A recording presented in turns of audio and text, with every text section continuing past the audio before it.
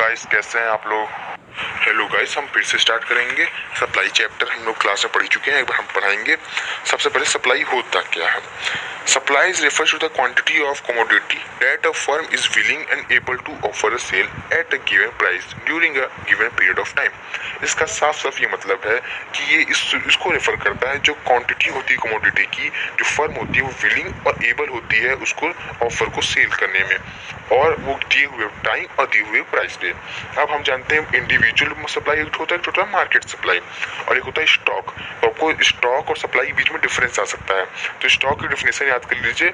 Stock refers to total quantity of a commodity is available in the firm particular time period.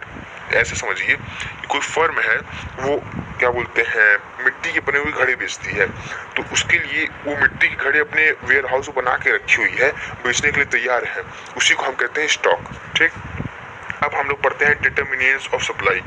Price of given commodity हो सकती है, price of other goods हो सकता है। देखिए, given commodity इसलिए होगी जब आपका गिवन कमोडिटी का प्राइस बढ़ेगा तो आपका सप्लाई बढ़ेगा, और किसी और गुड्स का प्राइस बढ़ेगा तो आपका सप्लाई घट सकता है, उसका प्राइस बढ़ेगा। फिर बात होती है प्राइस ऑफ द इनपुट, मतलब रॉ मटेरियल।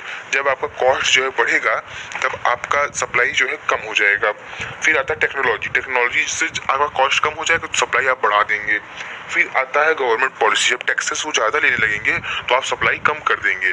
फिर हम ये सब तो था आपका इंडिविजुअल के लिए। अब सोचते थे मार्केट के लिए। मार्केट के लिए सब कुछ सिंपल है, लेकिन जो इसमें आ जाता है number of firm in the market, future expedition recording the price, means of transportation and communication, ये सब हो सकता है। हम लोग पढ़ते हैं सप्लाई शेड्यूल। सप्लाई शेड्यूल कुछ नहीं होता है, क्वांटिटी ऑफ कमोडिटी जब सप्लाइड होता है और वेरियस लेवल पे होता है प्राइस पे, जब हम इसको जब टेबल के फॉर्म पे रिप्रेजेंट करते हैं उसी को हम कहते हैं सप्लाई शेड्यूल। और जब हम इस सप्लाई शेड्यूल को ग्राफ में रिप्रेजेंट करते हैं उसी को हम कहते हैं सप्लाई कर्व। और अब हम लोग ये पढ़ते हैं कि हम सप्लाई जो होता है उसका सप्लाई कर्व का जो वो होता है कर्व किस तरह होता है। देखिए, जब प्राइस बढ़ेगा, सप्लाई बढ़ेगी तो आपका कर्व जो है राइट वर्ड जाएगा, जब सप्लाई कम होगी तो लेफ्ट वर्ड जाएगा।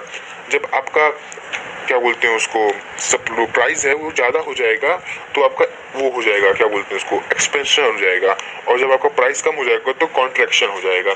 इसी बात अब हम लोग लास्ट चीज़ पढ़ते हैं law of supply. Law of supply ये कहता है कि ये जो डायरेक्ट रिलेशन होता है प्राइस और क्वांटिटी सप्लाइड के बीच में, इसके लिए सारे फैक्टर्स जो होते हैं कांस्टेंट होते हैं।